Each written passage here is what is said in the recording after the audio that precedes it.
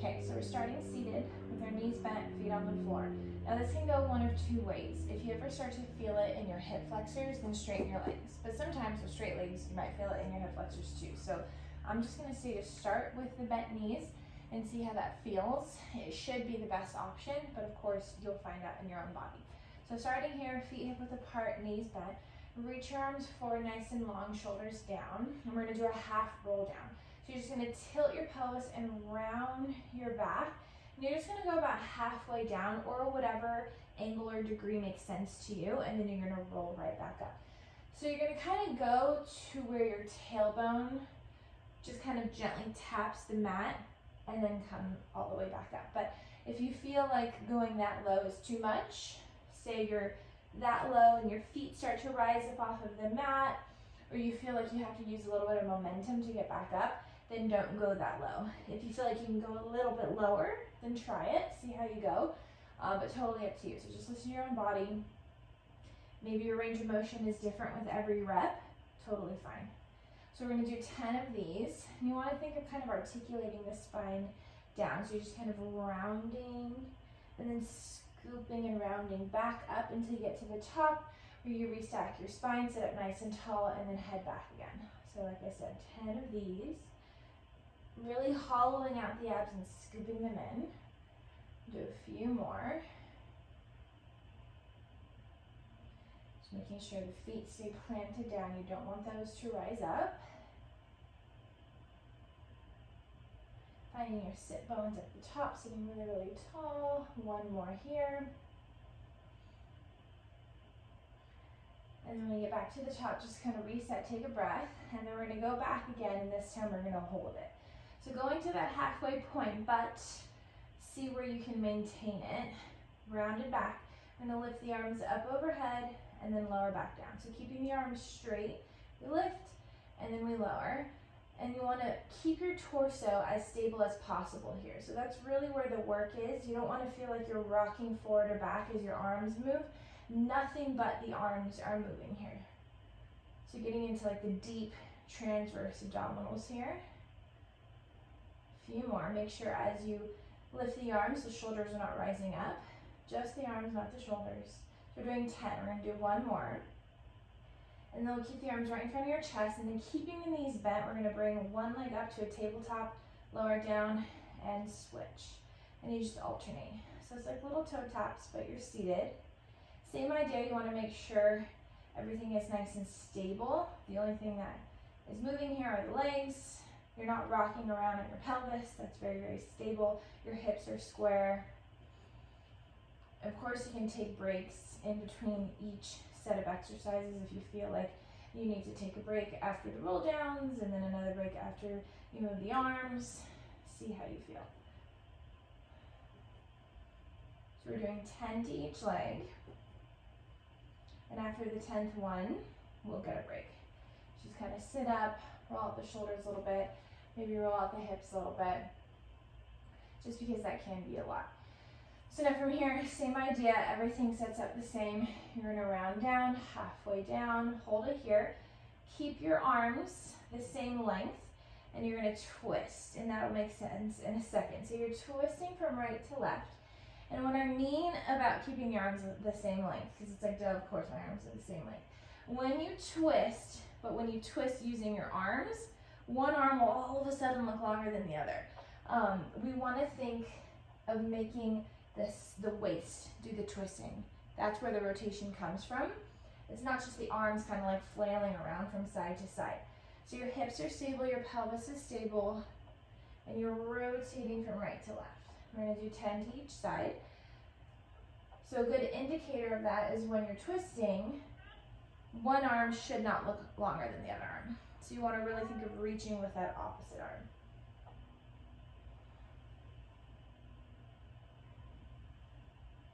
So let's do one more to each side. And then when you find center, you're going to hold it, and you're going to do a little pulse up and down.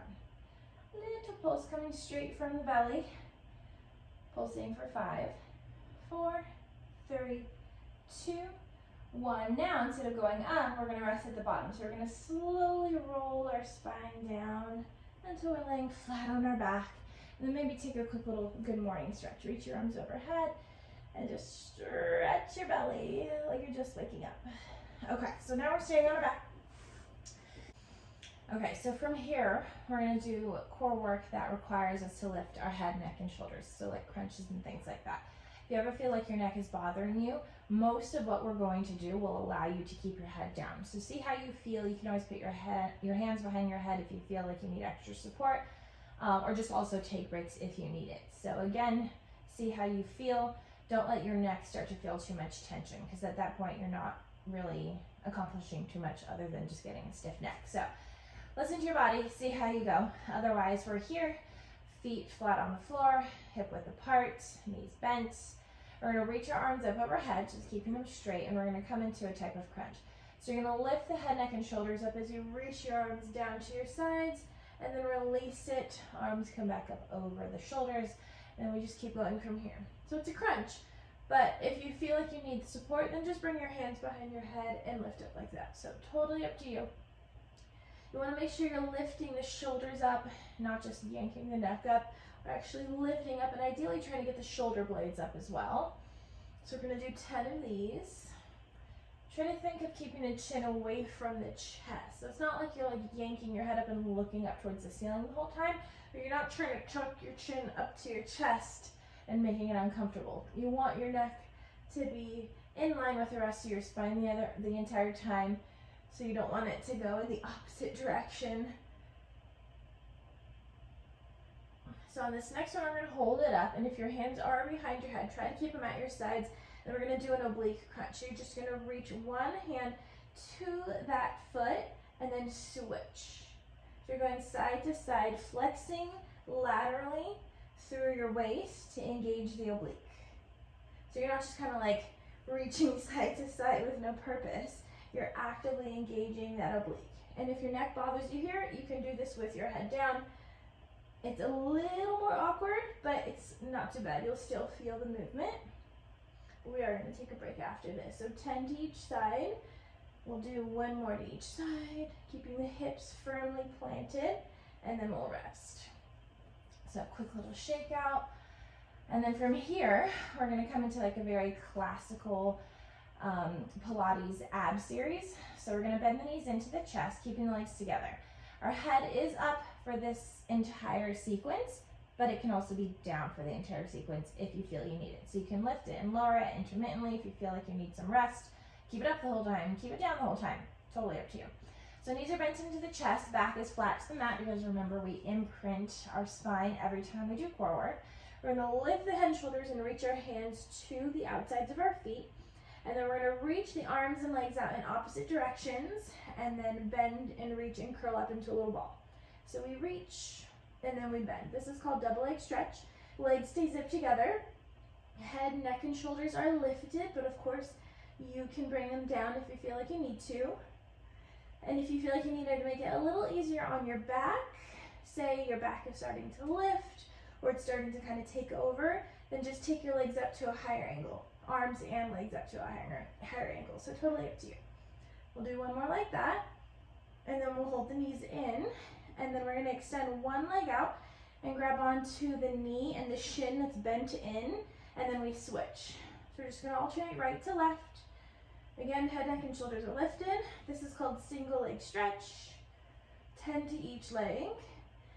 And part of the purpose of this exercise is to keep our pelvis as stable as possible. So as we're moving the legs, it doesn't mean we're kind of like shifting our hips and our pelvis side to side.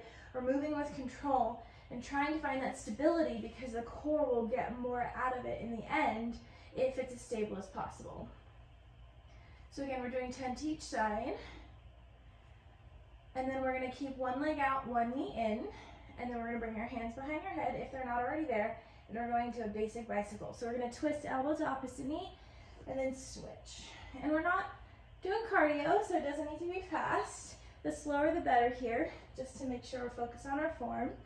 Trying to keep our hips as stable as we can, stable and firmly planted down to the mat, so that way it's our waist that's twisting and not our hips just rocking around. And you want to think of kind of leading with the opposite shoulder instead of just the elbow. So if you're just like twisting and bringing your elbow to your knee, I mean, that's kind of easy. That's not the purpose. We're trying to get the obliques to work. So think of leading with the shoulder. 10 to each side. We're going to do one more to each side. And then we're going to keep one leg in, one leg out. And we're going to straighten our top leg up towards the sky, or as straight as my leg can go. Grab onto the back of that calf or the back of your thigh if you feel like you need to. And then you're going to pull and then switch. So you're going to give your hamstring a little bit of stretch, and then you're switching. So it's little scissors. You decide how low you want that leg to go. The lower, the harder. But because you're giving yourself this support of stretching at the top, it really doesn't feel as hard when the leg goes lower than if you didn't have the leg, or I'm sorry, the hands there to support you. So you'll kind of feel the difference. So 10 to each side. Again, head can be down the entire time if you need to. Like I said, you can grab the back of the thigh if you feel like you can't reach up to your calf, but just don't grab the back of your knee, because that's the back of your knee. You don't need to pull that area. We'll do a couple more to each side.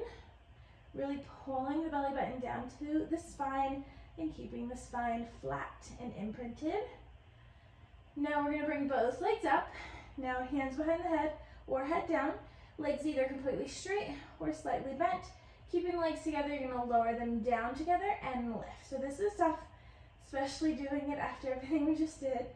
But you want to make sure that you're really focused on form and not range of motion. So as you lower the legs, make sure the back is not arching. And if it is, just don't go that low. Or maybe bend the knees a little bit more.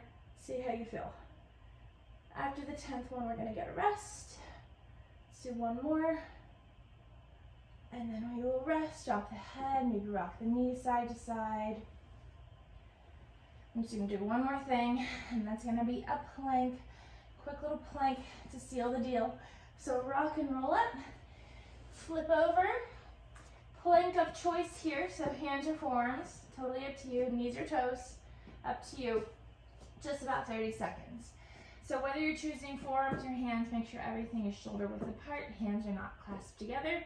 If you're on your knees, remember you want to make sure that you're pressing the hips forward, not letting the hips sink in the back arch, and not popping the butt up to the sky. So I'm going to come up to my toes. Modify how you need to. 30 seconds, little tuck of the tailbone. You want to think of pressing the breastbone up away from the mat so you're not sinking into your chest or your shoulders. Your neck is long. You're not looking down towards the middle of the mat. You're not looking at your belly button. You're not cranking your head and looking at the wall in front of you. You're just kind of looking towards the top of your mat. Full body's engaged. Quads are engaged. Glutes are active. Everything is working to hold you up right here. So just 30 seconds. Abs pull up and in. We're breathing. Let's go for 10 more seconds. Last 5, 4, 3, 2, 1, and we rest. Let's hit a quick child's pose. Stretch.